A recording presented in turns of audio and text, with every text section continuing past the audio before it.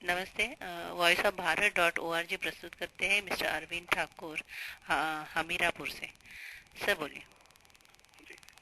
यहाँ पे normally biomedical waste का प्रॉब्लम है, प्लस थोड़ा रोड का प्रॉब्लम है, पार्किंग को लेके प्रॉब्लम रहता है, और थोड़ा प्लास्टिक को लेके और पॉल्यूशन के लिए है प्रॉब्लम यहाँ पे, लेकिन इनका प्रॉपर डिस्पोजल यहाँ पर नहीं होता है।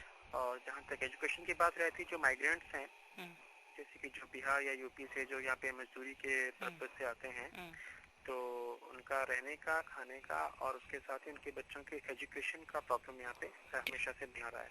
जी जी सर, उसके लिए सरकार से या फिर किसी एनजीओ से कोई काम हो रहा है क्या उधर?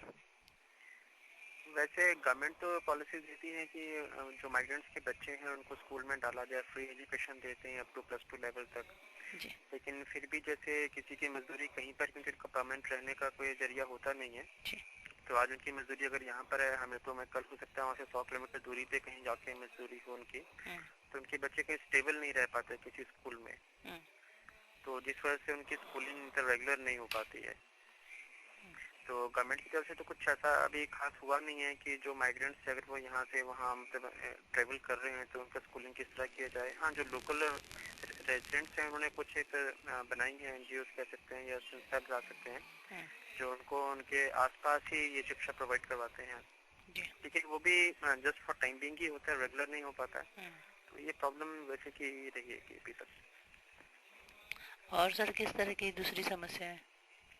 दूसरी समस्या मैंने बताई आपको बायोमेडिकल वेस्ट का, यानी कि इसका मतलब है कि जो डिस्पोजल होता है, जो घरों का कूड़ा कचरा होता है या हॉस्पिटल्स का होता है या जो फैक्ट्रीज हैं यहाँ पर, उनका जो वेस्टेज होता है उसका डिस्पोजल प्रॉपर नहीं हो पाता है।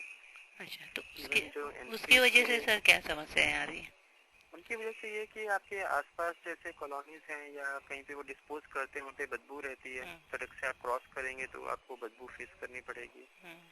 बरसात के दिनों में वहाँ पे फिर नेचुरली कीड़ा और कचरा हो जाता है। जी।